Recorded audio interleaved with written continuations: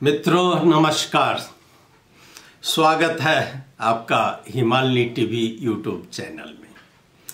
मैं सच्चिदानंद मिश्र। दोस्तों, मैं आज बात कर रहा हूँ गोरखा रेजिमेंट के बारे में, कुछ गोरखा की बहादुरी के बारे में, और ख़ास करके अभी मैं आपको बताने जा रहा हूँ कि गोरखा भर्ती पर अब हमारे एक पड़ोसी राष्ट्र यानी कि उत्तर की राष्ट्र चीन की दृष्टि लगी हुई है और चीन अब पूरी तरह कोशिश कर रहा है कि वह नेपाल के गोरखाओं को अपने देश में, अपने देश की सेना में भर्ती करे।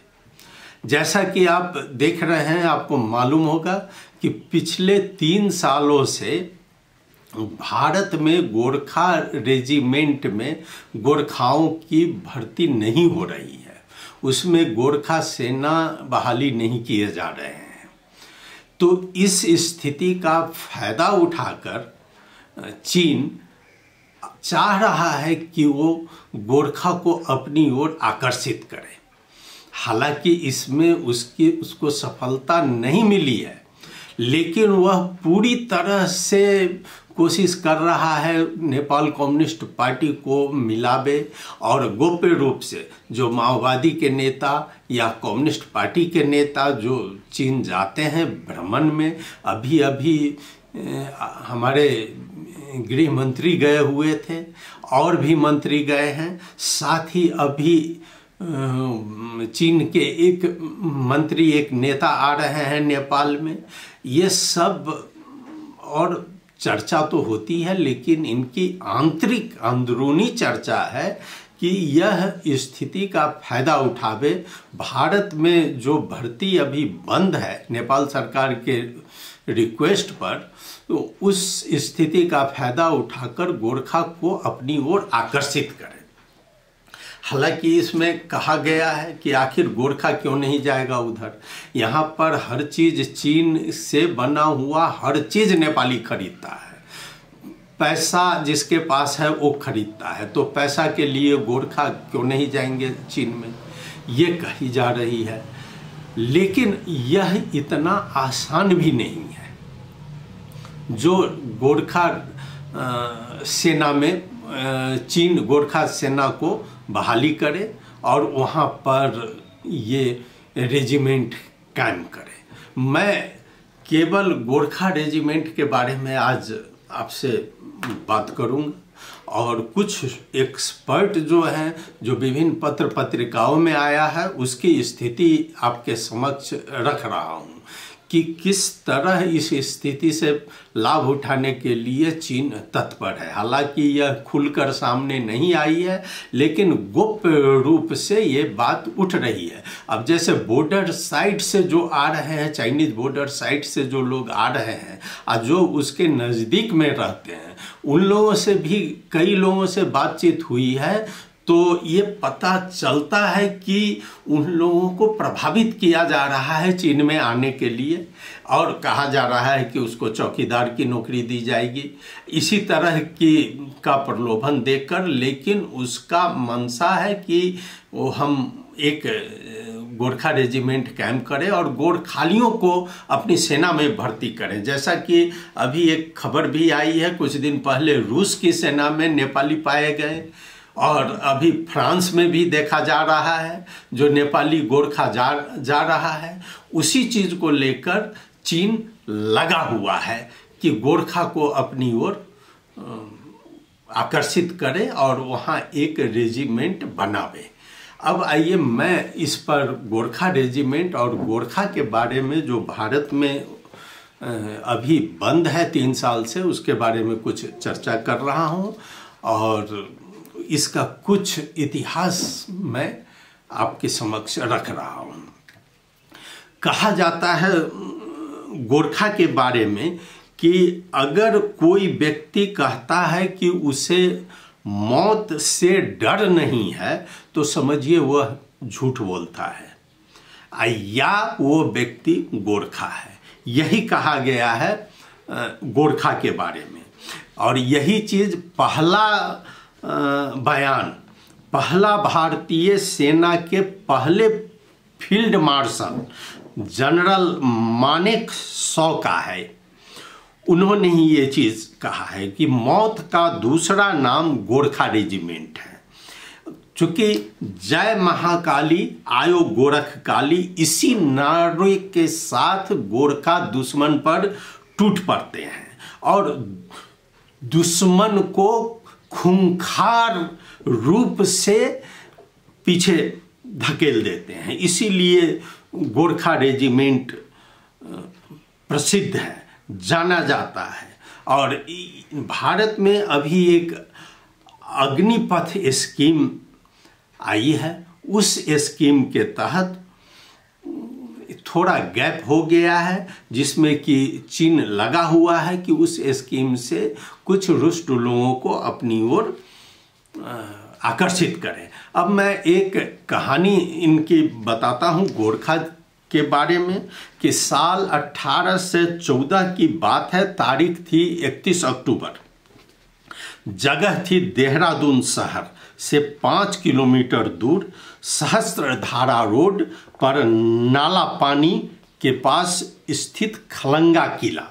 खलंगा किला पर अंग्रेजों की 3500 सैनिक आक्रमण कर दिया और वह किला गोरखा सैनिक के कब्जे में था और गोरखा देख रहे थे और उसी पर 3500 सेना अंग्रेजों की युद्ध कर दिया। लेकिन गोरखा के पास केवल 600 सैनिक थे। 600 सैनिक से गोरखा सैनिकों ने उस 3500 अंग्रेजों की सैनिक को 3 बार पीछे धकेल दिया और अंग्रेज वहां से हार मानकर चले गए। लेकिन बाद में जब इस किला पर वो अंग्रेज का कब्जा नहीं हो पाया तो हमारे ये गोरखा के कमांडर, नेपाली सेना के कमांडर थे बलभद्र कुंवर।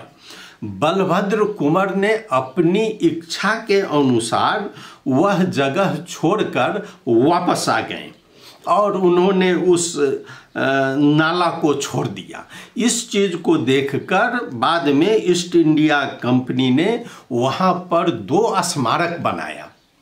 ईस्ट इंडिया कंपनी ने 2 स्मारक, जिसमें एक स्मारक उनके अपने ब्रिटिश आर्मी के जनरल गिलेस्पी के नाम पर था और दूसरा स्मारक बलभद्र कुंवर के नाम पर बनवाया।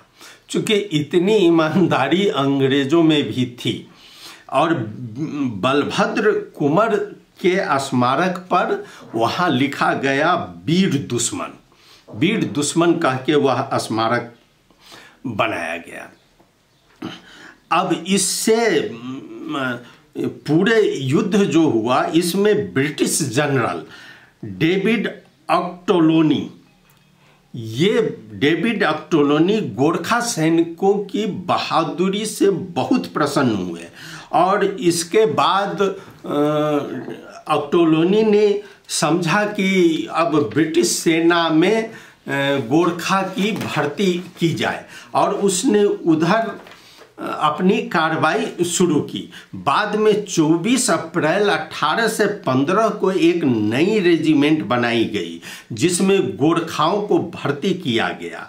इसके बाद से गोरखा ब्रिटिश सेना में भर्ती होने लगे। अब अंग्रेजों ने फैसला किया था कि 10 में 6 रेजिमेंट भारत को दे दी जाए। चूँकि वहाँ पर 16 टोटल 10 रेजिमेंट था, उसमें से 6 रेजिमेंट भारत को छोड़कर 4 रेजिमेंट अंग्रेज अपने साथ ले जाने का फैसला किया। लेकिन गोरखा सैनिकों ने जाने से मना कर दिया, इनकार कर दिया, वो नहीं गए वहाँ।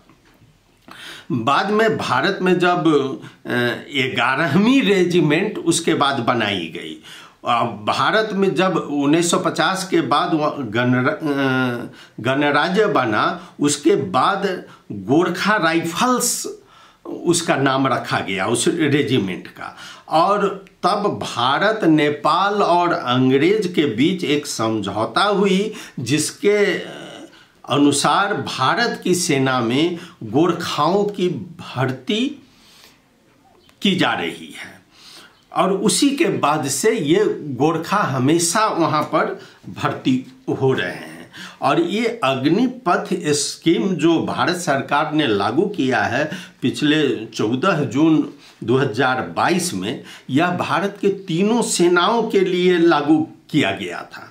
और ठीक इसी अग्निपथ स्कीम के तहत गोरखा का जब भर्ती का आया तो नेपाल सरकार से रिक्वेस्ट किया गया और नेपाल सरकार ने इसे भर्ती करने से मना कर दिया और इनके नेपाल सरकार के ही रिक्वेस्ट पर 24 अगस्त 2022 को भर्ती रोक दी गई भारत में। उसके बाद से अभी तक यह भर्ती नहीं हो पा रही है। तीसरी बार वहाँ भर्ती में गोरखा रेजिमेंट नहीं पहुँचे हैं। अब आइए कुछ विशेषज्ञ और कुछ लोगों का जो कहना है मैं उसको आपको रख रहा हूँ। काठमांडू में ही centre for South Asian studies के director Nishchal Nath Pandey news website foreign policy को बताया कि यह बहुत ही चिंता की बात है कि अग्निपथ स्कीम के तहत इनके जो जवान भर्ती होंगे वो 4 साल के बाद जब वापस आ जाएंगे तो देश में क्या करेंगे, ये युवा रहेंगे। इसके लिए वो उन्होंने अपनी चिंता व्यक्त की है इसमें। और इसके बाद कई मीडिया रिपोर्ट में दावा किया गया है कि चीन भी नेपाली गोरखाओं को अपनी पीपुल्स लिबरेशन आर्मी PLA में भर्ती करना चाहता है।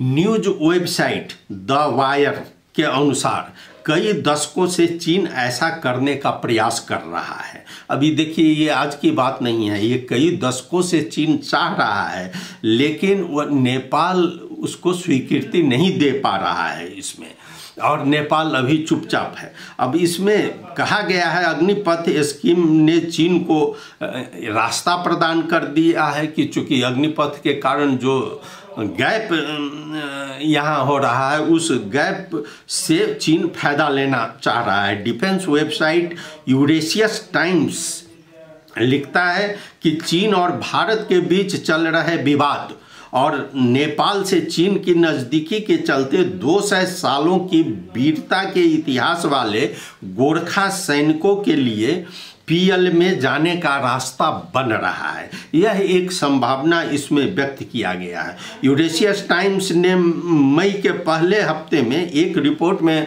दावा किया था कि गोरखाओं को PLA में शामिल होने की अनुमति देने के लिए चीन सक्रिय रूप से नेपाली कम्युनिस्ट सरकार की मंजूरी मांग रही है।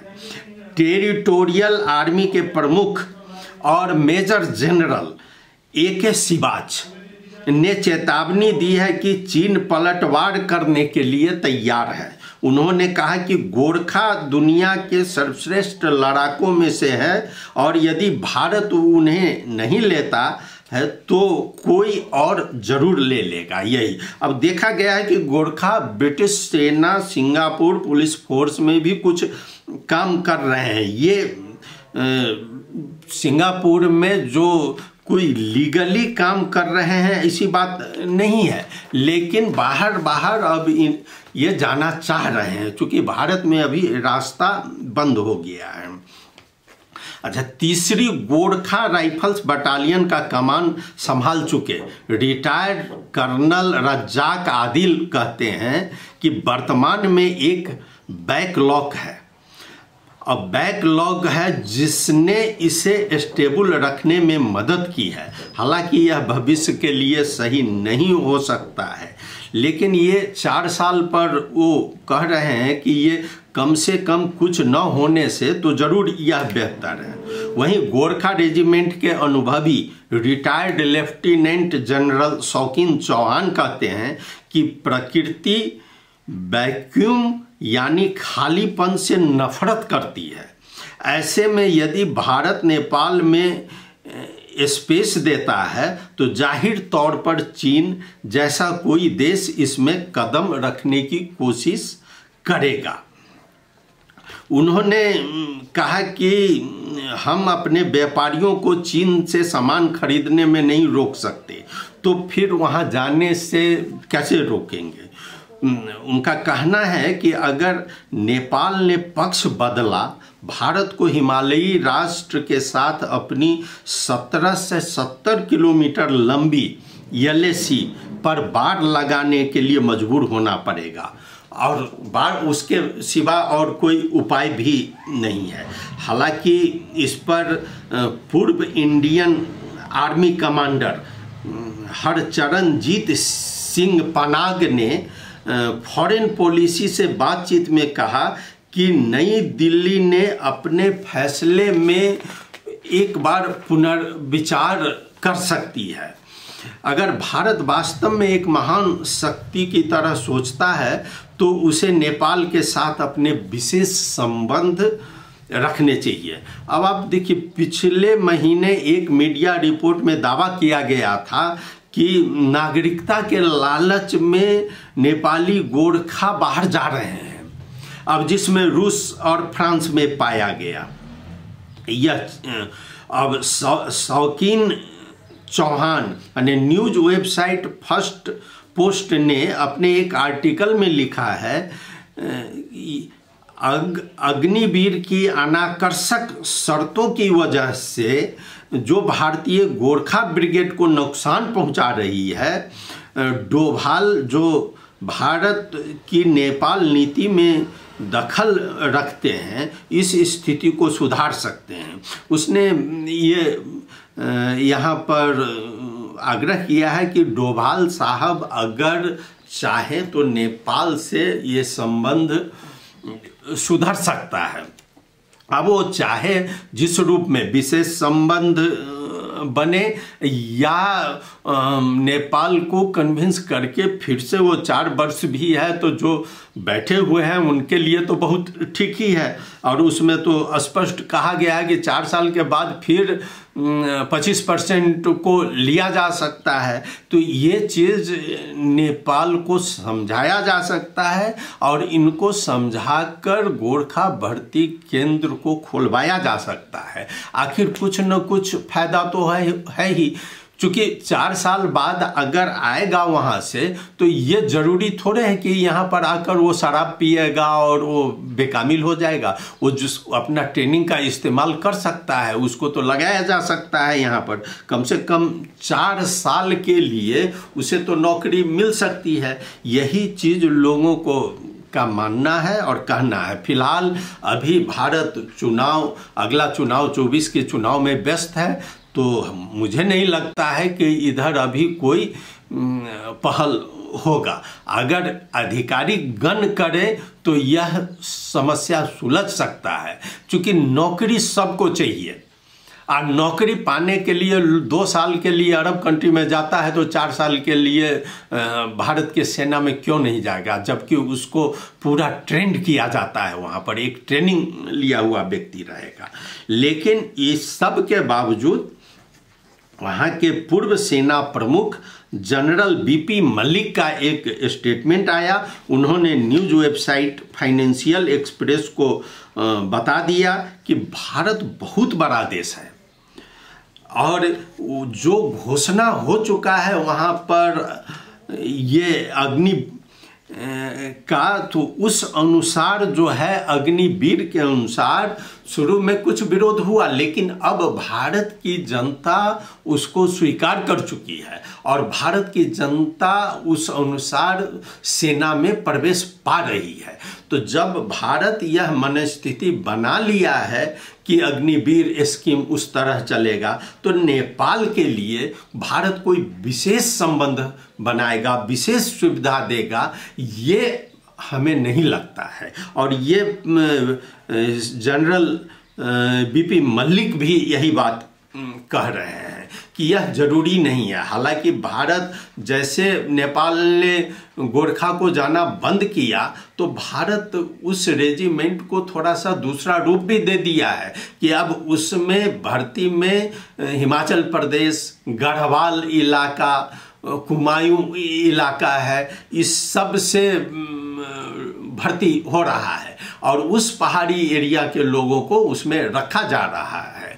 और वो रखने के बाद हालांकि टोटल का केवल 40% अभी भर्ती हुआ है, लेकिन यदि नेपाली नहीं जाते हैं तो कल उसमें 40% के बदला 100% भी हो सकता है, क्योंकि लड़ाई उसकी दक्षता से होती है। लड़ाई के लिए उसे ट्रेनिंग दिया जाता है और उस ट्रेनिंग के बाद युद्ध में सेना जाता है और तब लड़ाई किया जाता है। तो जिस तरह का ट्रेनिंग जिसको मिलेगा वो लड़ने में सक्षम होंगे। तो मित्रों, मेरा कहना यह था कि अभी नेपाल में जो भारत के खिलाफ एक माहौल बन रहा है, तो अभी तो यह उम्मीद नहीं है कि चीन नेपाल से यह संधि करवा लेगा, क्योंकि यह संधि इसमें पास होने में 2/3 बहुमत चाहिए संसद में। यह उतना आसान नहीं है कि गोरखा भर्ती का एक यहाँ से कुछ पास होकर उसके फेवर में चला जाए। लेकिन जिस तरह चीन हावी हो रहा है नेपाल पर, जैसा कि उसका आना जाना अभी लगा हुआ है। आपने सुना होगा कि अभी जो भारत से प्लेन आ रहे हैं उससे कहीं ज़्यादा प्लेन चाइना के प्लेन की स्वीकृति नेपाल में मिली है। आखिर ये चाइना, वो भारत नहीं जाएगा लेकिन और कंट्री में वो जा सकता है। तो यही सब बहाने चीन नेपाल में अपना कदम, अपना पैर, अपना जाल फैला रहा है और भविष्य में वो नहीं आ सकता है, गोरखा भर्ती केंद्र नहीं खुल सकता है, इसकी कोई गारंटी नहीं है। मित्रों, बहुत बहुत धन्यवाद, आपने सुना। और हाँ, अपनी प्रतिक्रिया से ज़रूर अवगत करावें और हमारा यह चैनल सब्सक्राइब करना नहीं भूलें। और हाँ, सब्सक्राइब अगर करते हैं उसके बाद में बेल आइकन दबाना नहीं भूलें। धन्यवाद, नमस्कार।